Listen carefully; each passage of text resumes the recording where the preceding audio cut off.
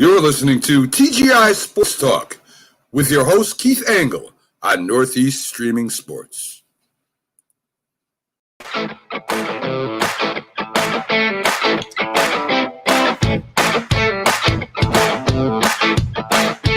guys, Keith Angle with TGI Sports Talk, College Football Huddle. Our second show. How are you guys today? Getting closer and closer to kickoff of the college football season. I get more and more excited. Had a great interview last night that I recorded, by the way, with Shane Matthews, two-time SEC Player of the Year. He'll be on my show on Friday. I will play that interview for all of you Gator fans and Bears and Redskins. Washington football team fans. But we're going to look these next few weeks. We're going to cover a few things. So hopefully Lary Sorensen, who is the color analyst for Wake Forest football, will be on around 7:30 to talk about the ACC, a little preview of the ACC, a little talk about the Big Ten as he's got some ties to the Big Ten. We'll preview those conferences a little bit. Next week, we'll dive more into the Pac-12, the Big 12, the SEC, and my favorite, the AAC. We'll talk about it a little bit more tonight even, who knows. But before Larry comes on tonight, I want to jump into a few topics. I want to touch on a little bit of news.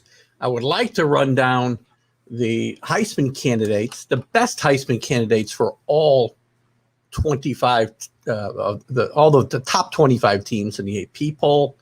Take a quick look at that. And also we'll look at a little bit at the coaching carousel. So we're all up to speed on who's moved, who's where, and might be a little late in the game for that. But I just want to make sure we're all on the same page about who's where and maybe even why a little bit.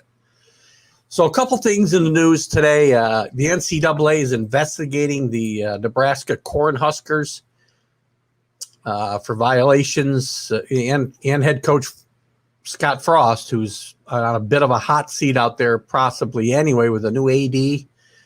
But the NCAA is concerned that the Cornhuskers have broken one or more rules, had one or more rule violations, and just another step backwards for Scott Frost. If that's the case, we'll dive more into that as we know about it.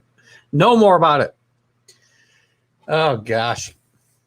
Guys, we're here on the Northeast Streaming Sports Network, by the way. I want to thank all the groups that allow me to share this to them later on. Your support for this show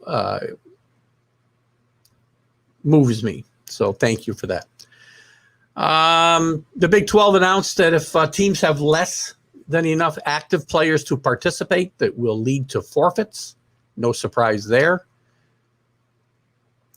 What else is going on today? Guess that's all the big news, I guess, for the moment. You know, obviously, as we get closer, we're going to get into some conversation about some of the teams in general. We'll do some of that tonight in a little bit with Lary Sorensen. Let's just take a quick look so we're all up to speed before we start looking at the teams in general these next few weeks, because the season will start. Gosh, 2 short weeks. We're going to have college football. Over the next 3 weeks, we'll be previewing the season and some of the big stories leading up to it. But let's start with the coaching carousel. I want everybody to make sure we're up to speed. Arizona fired coach Kevin Sumlin this year. Kevin had some success with Houston. Back in the early 2000s, mid 2000s, went to Texas A&M and had some quick success with Johnny Manziel and never really lived up to expectations. Came to Arizona with high hopes and only lasted a couple of years. They bring in Jed Fish, Patriots quarterback coach. So far, they seem to love him out there. The Patriots don't have the best track record with assistants going on to successful careers, but maybe Jed will be the the exception there. Arizona, I don't think is expected to do too much in the Pac-12 this year. We'll talk more about that. Arkansas State, really quickly. Blake Anderson is out. This is newsworthy because Butch Jones, who had been working as an analyst for Alabama, but was a very successful coach at Cincinnati and kind of flamed out at Tennessee, is a new head coach at Arkansas State, trying to work his way back up into the big time, I'm sure. Auburn finally parted ways with Gus Malzahn, who finally found found a new job very quickly, as we'll talk about with Central Florida.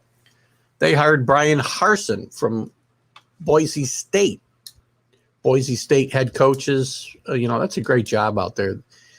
They've had some very, very successful head coaches, and Brian Harsin is just the most recent of those. So congratulations to him. Boise State, as we said, Harsin moved on. Andy Avalos, who was the Oregon offensive coordinator, has taken that job. Good job. It's a really good job, Boise State. If you're not going to get in the group of 5 schools, Boise State's a good place to be. Buffalo parted ways with Lance Leopold and hired Maurice Lindquist, Michigan's co-defensive coordinator. Illinois fired Lovie Smith and hired Brett Bielema, who was with the Giants for a very short time. I'm not even sure if he ever coached with the Giants because he was with the Patriots. He's bounced around a little bit. He did a great job at Wisconsin, moved on to Arkansas, and things did not go so well for Brett. And this is a restart for him. Illinois is a tough job. They've had a tough time being competitive and consistent in the Big Ten over the years. Kansas, which is, it is a train wreck of a job. They fired the Mad Hatter, Les Miles, and they hired Lance Leopold from Buffalo, who had great success with Buffalo. So we'll see how Lance can do out there, and he's got a little local connection here. I did want to change my banner, though. Bear with me, guys. Very slow on the uptake sometimes, right? Can't find it. There we go. Coaching carousel. Let's see who's in the room here tonight. Mickey Delaney's here. Hello, Mickey, out there in the state of Washington. Big Huskies fan, I know, and I think he may also have dual allegiances. Dave Guyette, how are you tonight? Not sure who Dave follows on the college ranks. You can feel free to share Dave. I know he's a big Buffalo Bill fan. We just mentioned that the Buffalo University, Lance Leopold got the head coaching job at Kansas. Good luck, Lance. Man, I don't know that Buffalo's not a better job than Kansas, to be honest with you. Louisiana Monroe moves on from Mall Visitor and hires Terry Bowden. Terry Bowden is the son of the late, great, just departed Bobby Bowden, legendary football coach. Dave Guyette's a Syracuse fan. Well, we'll talk a little about Syracuse later as we're going to dive into the ACC preview, Dave. So stick around for the second half of the show, and we'll get into that with Lary Sorensen, the Wake Forest color analyst.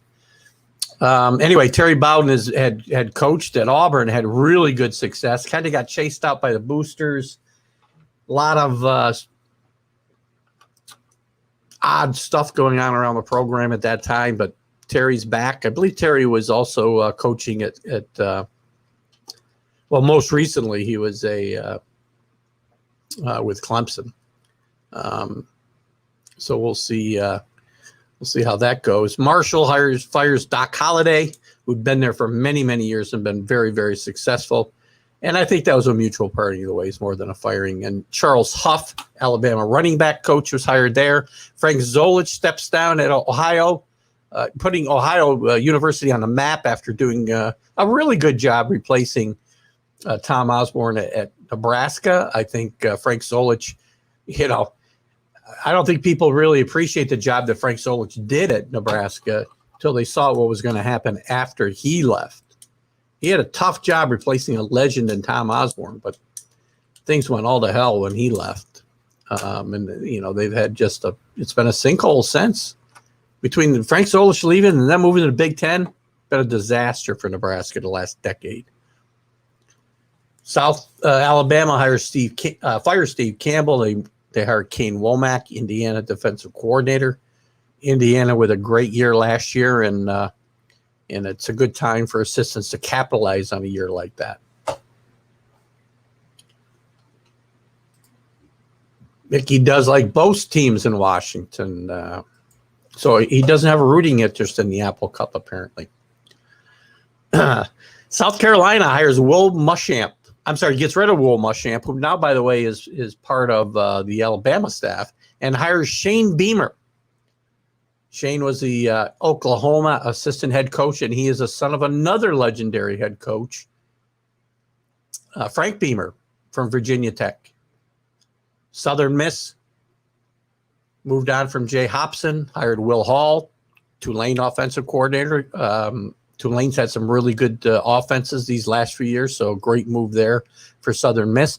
Tennessee gets rid of Jeremy Pruitt. Tennessee's been a sleeping giant for years. They've got a good history, and they just haven't been able to put it together under first Butch Jones, as we mentioned earlier, and then Jeremy Pruitt. But they hired Josh Heupel, former quarterback with Oklahoma Sooners. Most recently was a coach at Central Florida, as we mentioned, having replaced Scott Frost there. Both of them did great jobs at Central Florida. So he steps into a bit of a firestorm at Tennessee. We'll see whether Josh can live up to the hype there.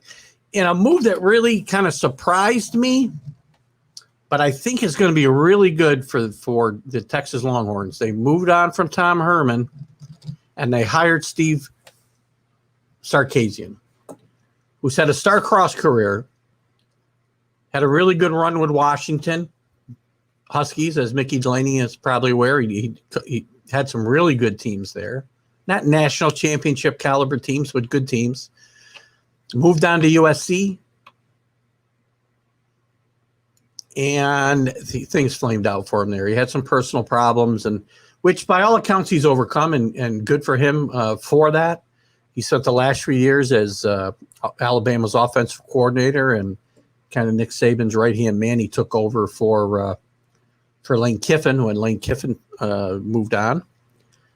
But he's done a great job there. And I just have this feeling that he's ready to come back, and he could bring Texas back to a level they haven't been at in quite a few years.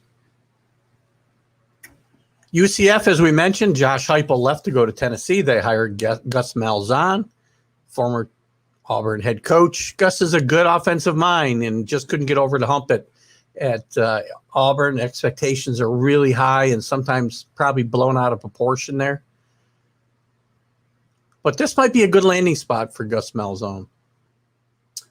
Utah State moves on from Gary Anderson, hires Blake Anderson, who we mentioned had left Arkansas State. And Vanderbilt gets rid of former All-Pro wide receiver Derek Mason. He was an alumni. Things didn't work out. Vanderbilt's a tough place to win, man. And they hired Clark Lee, Notre Dame defensive coordinator. Those are the moves to talk about here.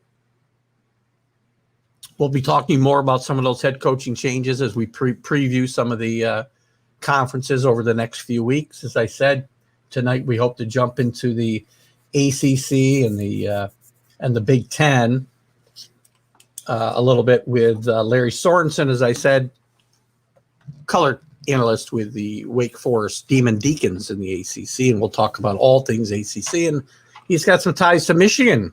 He's a Michigan alum, so we'll talk about that as well. Before that comes, I want to kind of go through quickly the top 25, and I think we got just enough time to do this before Larry pops on. And if we don't, we'll finish it up later. I'm going to go through each of the top 25 teams in the AP poll and talk about who the top Heisman candidate is. Now, you guys can agree or disagree with me. You can bring up other names if you like. I'm just going to run down them really quick. And remember, the Heisman recently, until last year, had been owned by quarterbacks. I think 11 of the last 12 before last year had been quarterbacks. One wide receiver since 92, one before Devontae Smith, who I love, by the way. Great pick. He was a Heisman Trophy winner and deservingly so last year. And he's the first since Desmond Howard, I think back in, I want to say 92. Let's see if I can see quick. 91, first wide receiver. Well, you're going to see, these favorites are going to be quarterback heavy again. It's always been a running back quarterback award. Wide receivers sneak in there sometimes, but the running backs will have a run.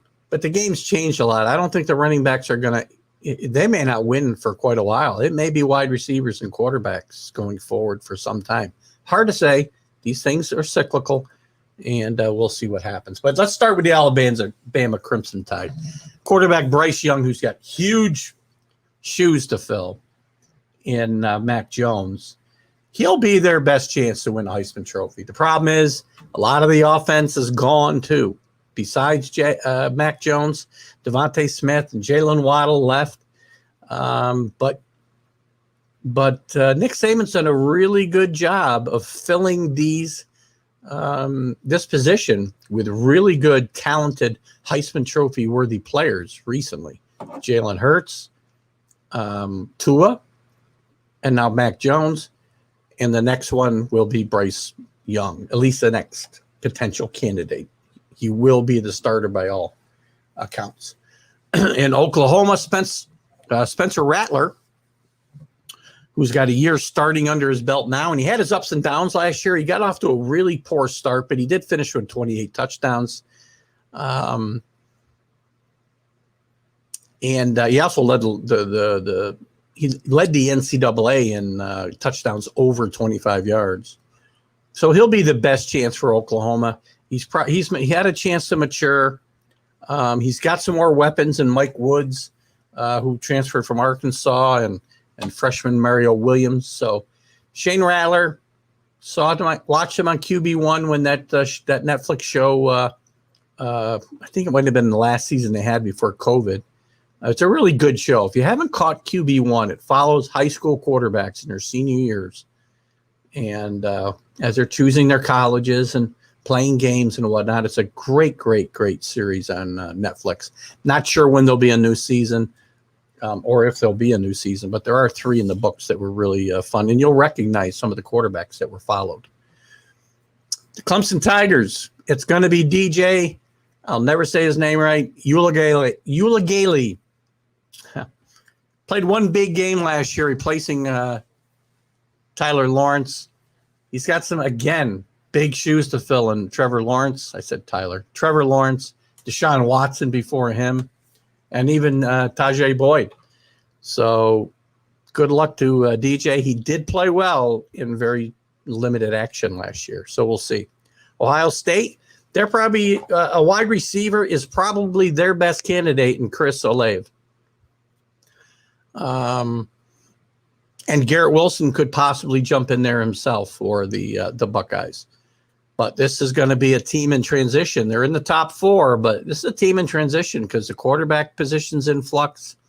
They got a great coach, and they got some good players to replace in Ohio State. I think they could be one of the more overrated teams. Georgia Bulldogs, JT Daniels I like a lot. I think he's in great position to contend for the Heisman this year. Once he got in the lineup last year, he really got Georgia offense moving. He started his career out in USC, I believe, if I'm not wrong there, and transferred to Georgia last year. But he played really, really well the second half of the season, and he got the Bulldogs on a good run. And as I mentioned, the Bulldogs, I believe, hello, Rick Sherlock. I believe Rick Sherlock is a Georgia Bulldog fan. There you go. We're just talking about their top Heisman potential quarterback JT Daniels, who Rick probably caught the end of my spiel there. He had a really good second half. Moving on, the number 6 Texas A&M Aggies.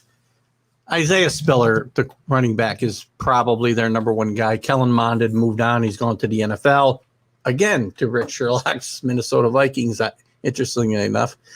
But Spiller is going to be the key guy, I think, in the offense for Jimbo Fisher's Aggies, and I think he will be the best chance for them to come away with a Heisman. Iowa State. I love this team. I love their coach. They got a running back named Breece Hall who really, really is good. But the problem is running backs don't move. They don't get a chance that much. Najee Harris did finish in the top 10 last year. And Hall finished in the top 10 as well. And it's going to matter. You know, it all depends on how the games play out. And he's going to have put up exceptional numbers to beat one of these quarterbacks out, most likely for this award. Cincinnati, probably not going to have that much of a chance, but quarterback Desmond Ridder would have to be the best chance. I mean, he played really, really well. He played great. He was getting better and better through the season before they lost. They got to the Peach Bowl undefeated and lost to Georgia. Keep bringing up Georgia. And again, nothing to be ashamed of. The Bearcats don't get the publicity, though. The AAU, which I love. I'm sorry, the AAC, which I love. That league is really good, better than people know. He's not going to get enough publicity, most likely, to have a real good chance at getting to the Heisman finals even. Notre Dame, running back Kyren Williams likely will be their best shot. They've got some really good defensive players that could be in consideration, but defensive players don't win. And you know, Charles Woodson's the only guy still from the defensive side of the ball, and he also did play some offense, returned kicks. He's still the only guy to have a chance. Otherwise, Kyle Hamilton possibly would be a contender here, but we just don't look at defensive guys to win the Heisman. North Carolina Tar Heels, who may be up against it this year. We'll see. People expecting awful big things out of North Carolina. And quarterback that I love, Sam Howell.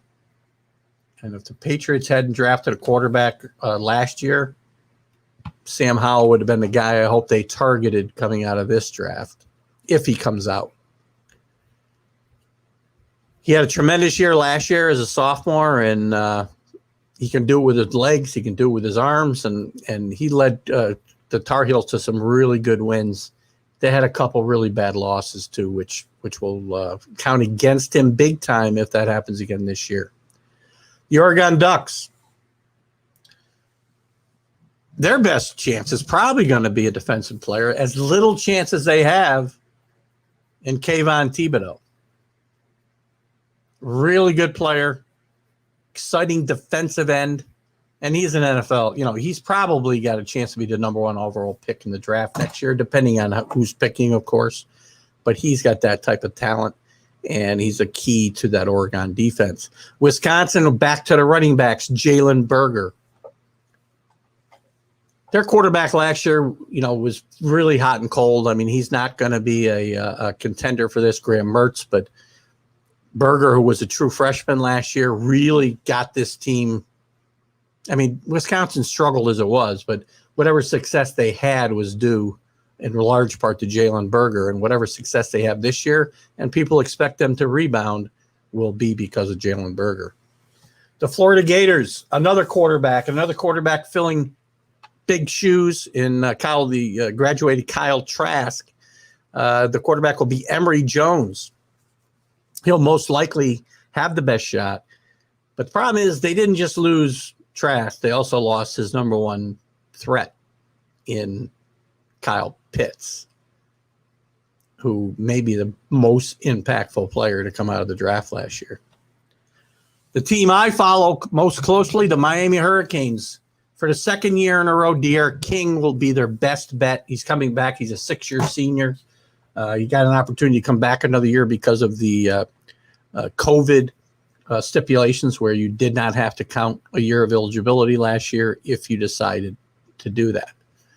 And De'Aaron King was a contender last year through midseason. He was going gangbusters, and the team, as it has been wont to do recently in recent years, hit a late season tailspin. And unfortunately, De'Aaron King was injured a little bit, and also his play was not as good as it was in the first half. So he fell out of contention. Will be their best opportunity this year. USC will most likely be Kedan Slovis, the quarterback. And it's a pass-heavy offense, and I don't see anybody else coming out of this with any kind of potential to win the Heisman out of Southern Cal. LSU expecting a big bounce back. They're ranked 16th in the AP poll. Another defensive player, possibly the best player in the country, Derek Stingley Jr., grandson of Darryl Stingley, great Patriot wide receiver who was tragically hurt in a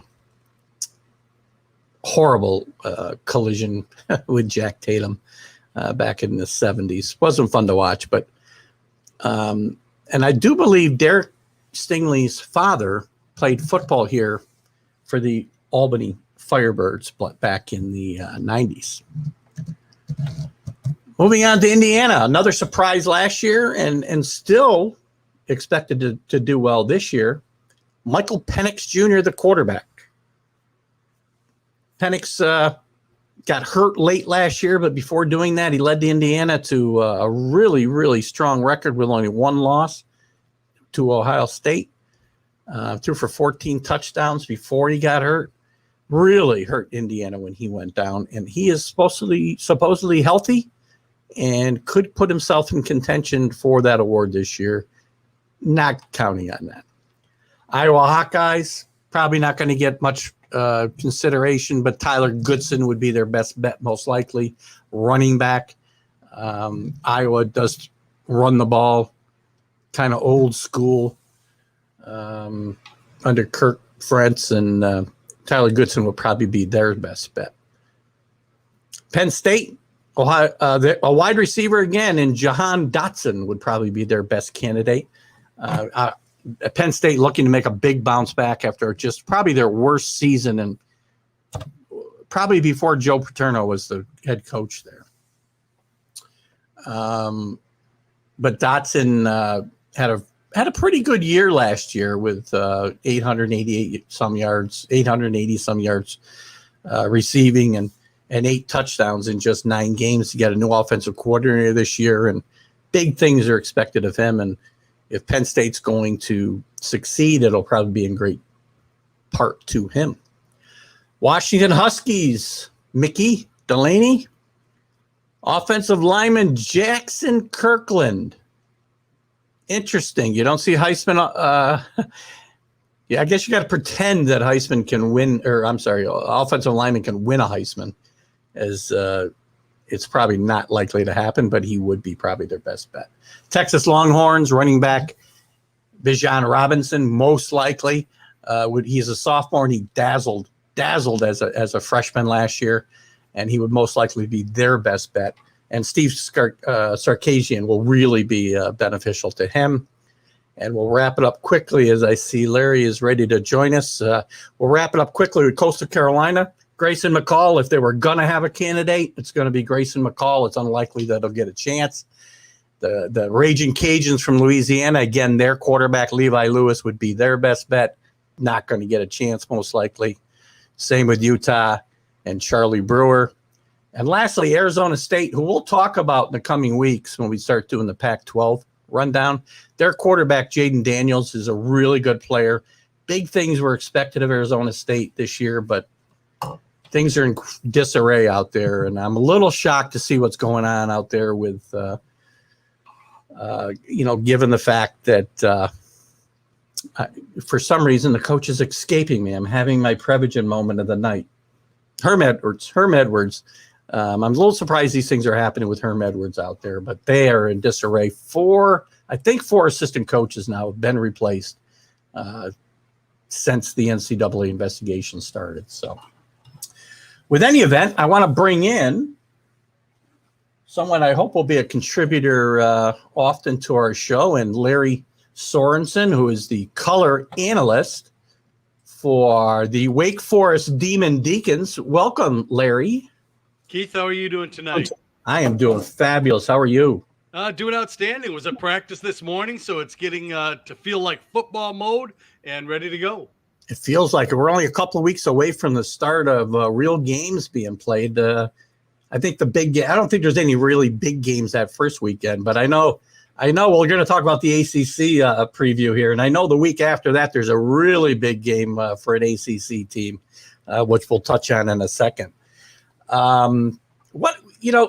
Larry, how long have you been? Give us a little rundown on your background with Wake Forest and doing football with Wake Forest. Well, I actually started doing baseball for Wake Forest back in 2014. I had moved to Winston-Salem in 2011. I was in Michigan, and I went down to Winston-Salem in January, and people were playing golf, and it was 72 degrees. And I went back to Michigan, and they were sticking poles next to the fire hydrants so that the firemen could see where the fire hydrants were in the snow. And I decided Winston-Salem might be a better place to live. And so about 30 days later, I was a resident of Winston-Salem and have been there ever since. So I've been 8 years doing baseball for the Wake Forest baseball team and the ACC network some. And then about 5 years ago, there was a little incident with Wake Forest and their football broadcast team, and they asked if I would do some football as well. Now, being the color analyst with the Wake Forest football team is really kind of a cake job because they have one of the fastest offenses in the country. So basically, I have about 5 seconds between plays. And there's no time for analysis. There's basically time to say, "That's right, Stan," to Stan Cotton, my partner, and we go from there. Yeah, they don't do. They don't move the chains, except they move them. When they do move them, they move them 100 yards at a time, right? I mean, there's not a lot of long drives. No, they're a big play team. They're an explosive team. They've got that RPO down pretty well. And Sam Hartman this morning was extremely sharp. And I noticed that about 60% of his balls today in practice were going deep. So that's still a part of the offense, no question. Yeah, well, it's a tough, the ACC doesn't get credit, especially I think that the Atlantic Division that Wake Forest has to play in. It's a tough division with Clemson obviously ruling it for the last several years. Let's start out with that division, and we can talk about your school and the division overall. What do you see any possibility that Clemson is going? They've lost a lot, but they have lost a lot. That kid that went number one at quarterback wasn't bad. He was pretty good. The running back that went in the first round wasn't too bad either. Second round, I guess. He wasn't too bad either. It's a funny thing about Travis Etienne. It was the first year that I was doing ACC football, and we played Clemson. And his first play was a pretty mundane, stopped at the line of scrimmage, maybe gained a yard or two. And the second play, he went for about 14 yards. But his acceleration from the deep back to the line of scrimmage, I said, okay, this guy's a little bit different. He does things differently than people I've been watching all season. And you could tell at that point in time he was a real special player, and it was fun to watch him play. Yeah. So do you think that there's any of these teams, and I look at the division, I don't see. I still think Clemson's going to reload and still have a chance if they get by that first game they have against Georgia to be undefeated if they get by there. I think they have a chance. Of course, they've got to go through Winston-Salem November 20th, but we'll see what happens then. It all depends. One player gets hurt, the quarterback gets hurt, and you've got a new quarterback, and a lot of things can change and revolve around that. And I'm still working on the pronunciation. Oh my gosh, I butchered it already. but I know that he's got an NIL already, so he's a pretty terrific player, and people are expecting a lot of big things out of him. You're right; they just reload, and it's a special experience. I one of the things that I love, and Michigan is my alma mater. Yeah. And at the Big House, it's a pretty special experience when you go in there. And I was fortunate enough to do the sidelines for a couple of years up there. as during my Detroit Tiger broadcasting career, did the sidelines for Michigan as well. And those kind of venues, those kinds of settings, the special things that make college football what it is are really something unique and fun to be a part of. And going into Clemson to play is a tremendous experience when they come down the hill and they come flooding out. It's spine tingling and everything else and goosebumps. And then they've got that football team too. They got a great football coach. Dabo Swinney is one of my favorites. He the way he runs that program, and it feels like a family, right? It feels like college football should feel. And to me, anyway, looking at it from the outside, you've seen it a little closer. Is it that way in reality, do you think? It is, and kind of an odd story, but last year at the 2 years ago at the ACC football meetings in Charlotte, I just happened to walk into the restroom, and Dabo came in shortly afterwards, and so we had about 5 quality minutes together in the restroom and talked a little bit. And he's one of those guys that you walk away from feeling better about yourself than you did before you started talking to him. And, you know, when you inspire that into your team and make your team feel that as well, you make guys do things that they don't know they're quite capable of doing. And it's a unique person and a unique personality that's able to do that. And he seems to be able to do it on a consistent basis. And when you talk to some of his players and some of the ex-players, the team chaplain at Wake Forest is a former Clemson lineman. And we were talking just this morning about that. And he said, they're still family. Everybody down there is still family. So that obviously is something that he has continued and still brings to the table. You think, you know, I waver on this. Do you think he's a lifer there, or will he be lured away by either the NFL, or I'm sure there's a school a little further south at some point when their coach leaves would love to have him step in? Well, you know, he made that controversial statement about if players start getting paid, I'll get out of coaching. And we were all waiting for it to happen, but he never quite took that step back. I think he's great for college football. I think he promotes all the right things that you want to see in your football coach. They run a pretty good, clean program. You don't see a lot of scandals coming away from him. And I think that he is set for as long as he possibly wants to be.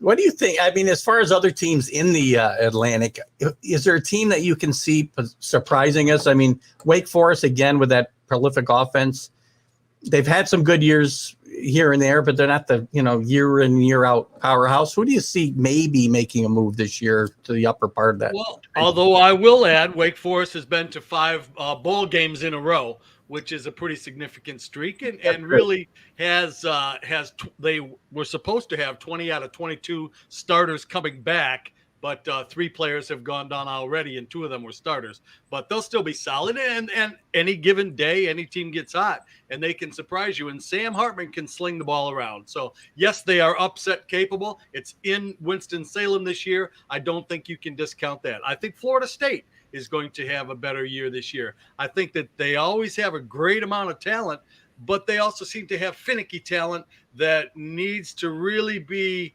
manipulated and molded and brought together, but can accomplish great things if you find that right chemistry with that group. And we'll see if they're able to get it together. I love go ahead. I was going to say, interesting opening game for Florida State, starting with Notre Dame. So we may learn a lot about them early on. So. You know, it's a test. It is always a test. And that's what you want, though, as a player. You want to play in those big games. I can break out as many cliches as you would possibly like, and I can do it all winter long. So, but and I love what they're doing in Boston College, too. I think that Jeff Hafley's doing a great job up there and has got some ability, terrific quarterback. And anytime you start at that position and as solid as they are, and again, it's that chemistry of what that coach can do to make players believe in themselves enough to get just a little bit more specialness out of them. I also think that the year after COVID, who the heck knows? You know, last year was such a mystery. I saw Dave Clawson, the Wake Forest coach, 2 weeks ago, first day of practice. And he said, Larry, good to see you again. We did not see each other face to face the entire season. Yeah. The entire season. And one of the quotes he had was, you don't know what the next phone call is going to be. The next phone call could be your game is canceled. The next phone call could be you've lost 3/4 of your team. He said you got very hesitant to just pick up the telephone. Yeah. Interesting. And it's funny too. We've got some, as you said, the post-COVID factor of this season. We've got 6-year seniors playing all over the country for the first time in history, I believe. That's going to play some significant in the ACC. In fact, you got Derek King coming back for his 6th season, who is a fantastic player. I love watching him play football. He seems to play with joy and abandon, and he really goes out and enjoys the special things that he can do. So that's fun to watch. 6th and 7th year seniors, there's even some 7th year guys. Wake Forest has a handful of them. And another interesting thing, and Clausen again was talking about this in his press conference the other day. He has 52 freshmen spread over 3 different groups. Wow. So there's 3 levels of freshmen that he's got, and there are 52 of them. So who knows what's going to happen? I think there are going to be a lot of mysteries as this year unfolds as well. But the one thing I do believe that it promises for everybody is some fantastic football, because you've got some guys around with experience that have stayed around, that have made themselves really, really solid football players and got an extra year to get even further. And maybe they're not NFL capable right now, but they're really, really good college football players. Yes, it's one of the things I love about college football as compared to college basketball is the fact that you can't get invested in the teams in college because the kids are one and done. And, you don't get that in college football, fortunately. Well, you couldn't. The kids wouldn't be ready to play in the NFL, right? But now, it's really man against boys when you watch it. And looking at the 1st year and 5th year photographs of guys after they've gone through the training programs is just really, really remarkable to see how they have grown physically and extra grown in some cases when they're bulking up for certain positions, and then watching them mature through that 4 and 5 year process is really interesting and exciting as well. Yeah. Well, we touched on Miami and Derek King. One thing Clemson's got in their favor in as far as their ACC schedule is they missed both North Carolina and Miami this year, which is certainly a benefit for them because that division is North Carolina's got a lot of hype this year. I don't know if they're going to be able to live up to it. What are your thoughts there? Well, they lost an awful lot of offense on the ground, but Howell can get it up there and get it. He can get it that last yard with anybody in the country. He can get the ball into the end zone, and that's what you want your quarterback to do. And he's proven that he can do it. So I think that they will absolutely be a factor. We'll see how their defense holds up. And especially across their defensive line, we'll see how they hold up.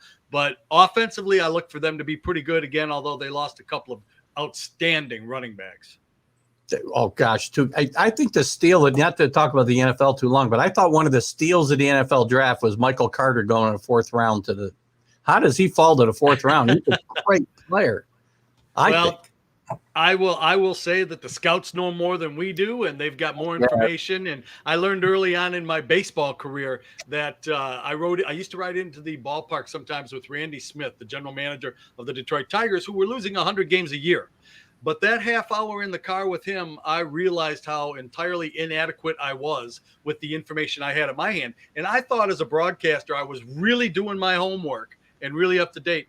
He just blew me away with stuff I didn't even think of. And it was a lousy team, and he wasn't a general manager for very long. So you learn that there's always somebody that knows more about it than you do. True. For those of you who are watching or will watch this later, Lary's a good friend of TGI Sports Talk, as he appeared on our show before. He's a former Major League Baseball pitcher with the Brewers and the Cardinals, and on and on and on. On and on and on. The Brewers are where I know you from, so that's where I kind of stick with you, Larry. So just to get some people up to date on your baseball background. So that do you see? I see North Carolina and Miami battling it out in that coastal division. Maybe Pittsburgh always seems to be on the rise, but always seems to disappoint at the end. What are your thoughts there? They're one of those teams that you think, okay, this is the year, and they've got it going, and then they lose a game they've got no business losing. Yeah. And it can happen. And it's kind of the Clemson effect, because the conference is so evenly balanced, and there are so many good teams. You beat each other up, and then you face that Clemson team, and it takes you a couple of weeks to recover from it. or you faced last year a Notre Dame team, and it takes you a couple of extra weeks to recover from that. And that effect filters throughout the league. You can't discount Virginia Tech, Virginia. I mean, they continue to put up good programs, great coaching up in that neck of the woods. So there are a lot of teams that could upset and compete, but I think that you have pretty well covered the class of the league. I like Clemson against Miami again in the the ACC championship game. It's, I'm going to go chalk, I guess. Well, I guess the chalk would be Carolina and Clemson, but I like Miami. My stepson did his undergraduate there, so we've become kind of a Miami household here. Well, they've got a boatload of talent as well to go with it, and when you start with a quarterback that talent, it's a pretty good place to start. Don't get too far out on that limb there, Keith. It's Miami, Clemson, but it's the logical, and it is when you look at it on paper, that is the way that it should turn out. Yeah. The Miami's another team that always seems to disappoint late in the year, though, too. The last few years, they've had really good starts out of the gate, and man, just the last month just beats them up. So hopefully they can get over that hump. It's going to be interesting to see how everybody bounces back from the COVID year. Yeah. Let me switch gears just a little bit. And actually, I got to ask you one more question because I do have a big Syracuse fan in the room, and I don't want to disappoint. Give me something on Syracuse. Give him some kind of positive thoughts that he's got a reason to watch Syracuse football games this year. I would run through a wall for their coach. I'll tell you what, every weekend when I watch the press conferences, I try to watch. I obviously watch the Wake Forest press conference, and I watch who they played last week, and I watch who they're going to play next week. But I always make sure that I watch the Syracuse press conference because that guy, to me, has got a personality and a dynamic that I would run through a wall for him. He inspires me, and so I love their coach, and I think that he's going to do a great job with the program. There you go.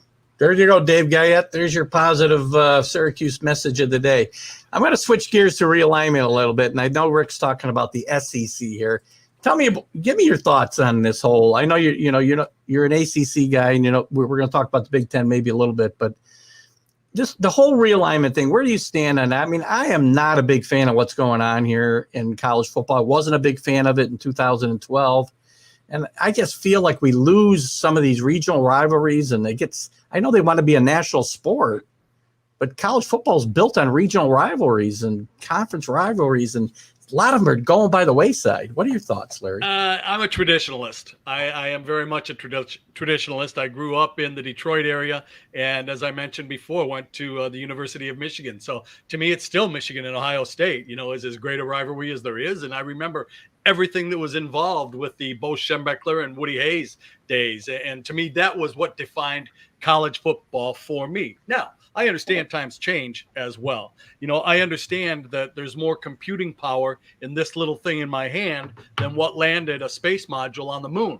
And so things do change and times change.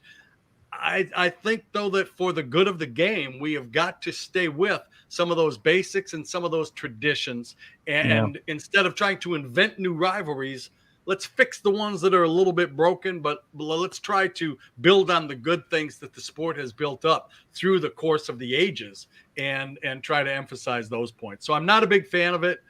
I don't think it's entirely a money grab because the money's so big all over the place that those kinds of amounts that make the difference are not all that significant in the course of the overall scheme. Do you think they're done? Do you think, there's always talk about them. We're going to rate a couple of the ACC teams, and they can't afford to lose some of their top-notch teams, I don't think, in the ACC. Without rating another league, and that's what happens, right? There's a change. There's a snowball effect to this whole thing. And why do you weaken one league to make another league? Okay, you've got better teams, but the way it's set up, those better teams are going to end up in the middle of your pack when they move to the SEC. I mean, how's Texas going to do in the SEC? Oklahoma obviously is going to pull their own weight, but I don't know. I'm not a big fan of it. I know that one of the things that people get so upset about is the players changing teams in pro sports. And I understand that. And it's a whole different realm. So to see them changing leagues, I'm absolutely not a fan. Yeah, I hope they don't. I hope that's the thing. You're going to start seeing, the ACC is going to go after this school, and the Big 12's now the Big 12's got to figure something out. They're either going to raid the AAC or the AAC is going to bring some teams in from the Big 12. So this isn't done by any means. And I'm like you. I want to roll back the clock. I want to be back to the Big 8, and I want to see Nebraska and Oklahoma play the day after Thanksgiving every year. And I miss that stuff. Yeah, it seems pretty selfish to me too, to be honest. I agree. Unfortunately, it's not going to stop. Let's touch on the NIL a little bit. You mentioned it with I believe you said your quarterback. No, Clemson's quarterback. Clemson's quarterback, right? Well, De'Aaron King was the first guy to sign one with a professional team. How do you see with the Panthers? Yeah, that's some interesting marketing to have him sign with the hockey team to try to get people and get him involved with there, and we'll see how it works out. Could be a brilliant move. It could be. Yeah, I come at this from a couple different standpoints. As a player, I'm all for the players getting some type of reward for what they do bring to the school. I also understand that it's $80,000+ a year to go to Wake Forest University, and so when you're giving a kid a $320,000, or if you take your 6th-year player at $80,000 a year, you're giving him $500,000 worth of education. I understand that, but those same kids that have other restrictions placed on them that are not placed on the student body. Yes, they get more perks, no question, but they also are forbidden from doing some of the things that the average student can do. And I think there had to be a way to level that out. I think it's a cluster right now. I think that they don't have any kind of a grasp or handle on exactly how they need it to work, and it's going to be a long time straightening it out. And that's the big thing to me. I mean, you've got different rules in different states, and the NCAA said where states don't have any regulations, we'll let the schools handle it. Well, that's a disaster. I'm already hearing some really bad rumors about some of the things that are starting to go on with your traditional boosters that are reaching out to players, and we'll see where we get. That's the crazy. You see, and it's funny. I'm like you. I'm a little wishy-washy, which I'm usually not. I usually come down on his side, and I can give you a good argument for it, no matter what. I waver because, as you said, the NCAA has made billions of dollars off these kids' backs for years, and yes, they get reimbursed in education, but most of these kids aren't going on to play football somewhere else. And if they get a chance to make a little money, okay, fine. But the NCAA has already said you can't use this as a recruiting tool. How is it not going to become a recruiting tool? You just said the boosters are the guys who are going to be giving them the money. From what I'm hearing, it's already a recruiting tool, but we'll see how that plays out. Yeah, it's a mess. I think there needs to be some way to do it, to figure out a way to allow these football players and all the sports, the guys, the people that are on and I watched the field hockey team practice for a little bit today, and they were practicing at the exact same time that the football team was, from 7:45 until 10 o'clock this morning. And they were working just as hard in the same heat on a turf field and really going after it pretty good. So all these college athletes really are taking on tremendous loads, doing that in addition to the academic side, which is pretty challenging in and of its own. It is.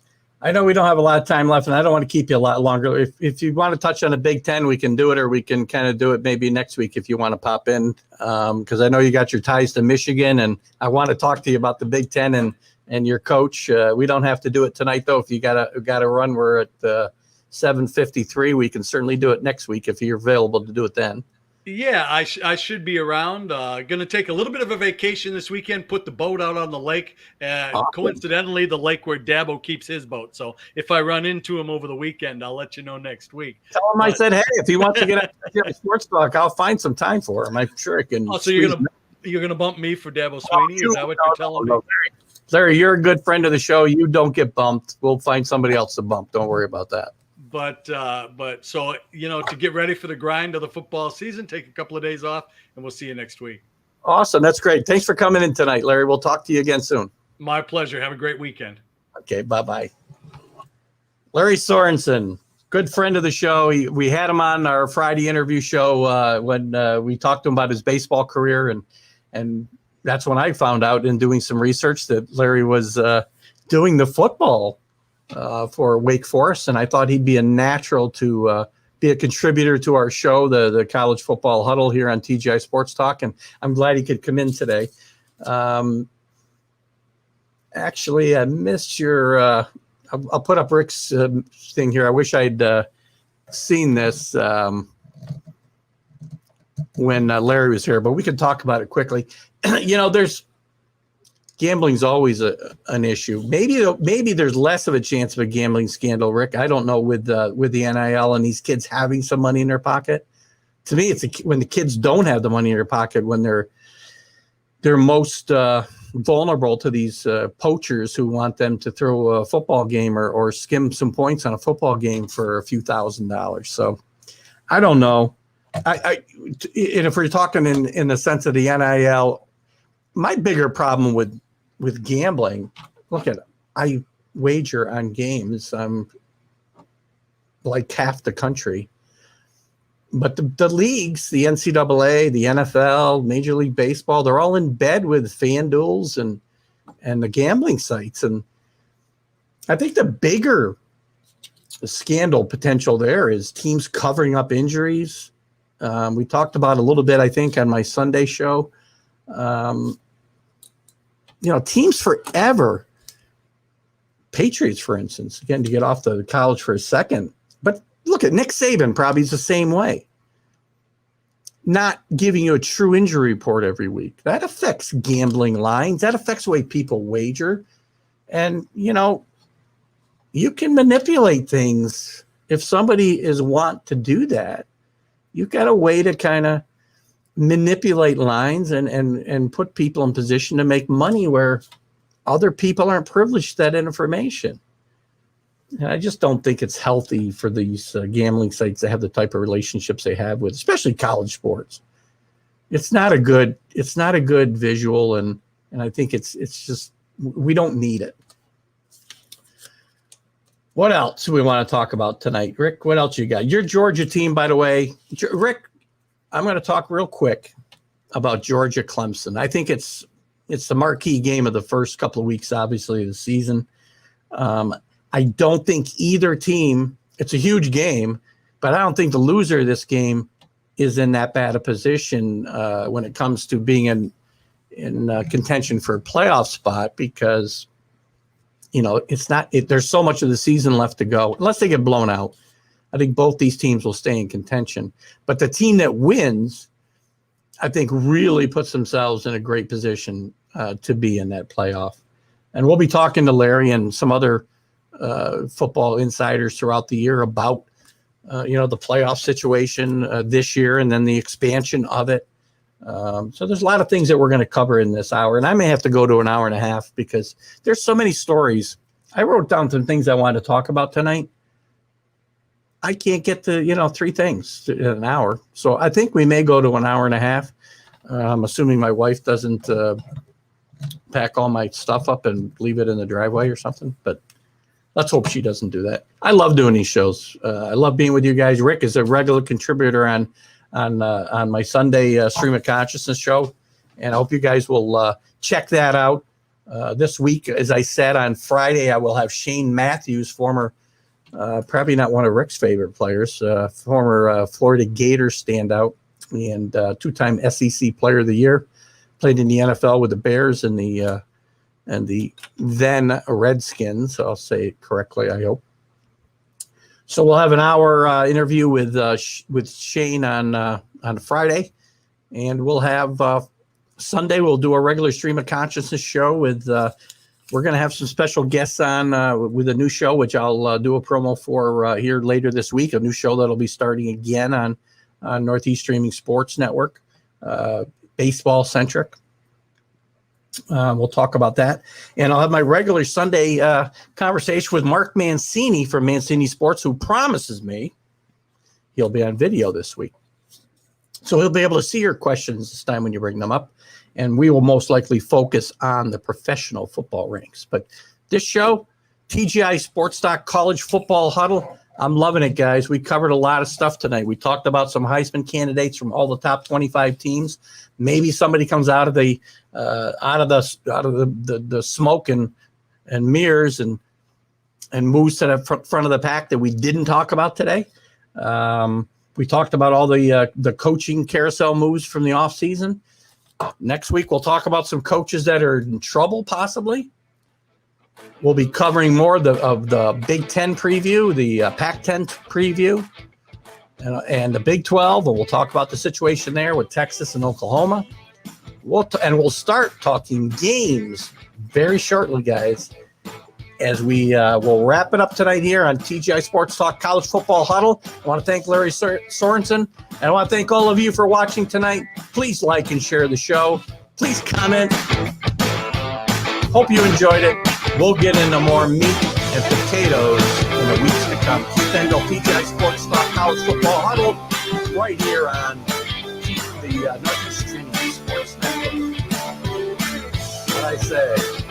Pac-12. Did I say the Pac-10? Good grief. Sorry, Nikki. I didn't want to leave you too Washington. You guys have a great night. See you Friday.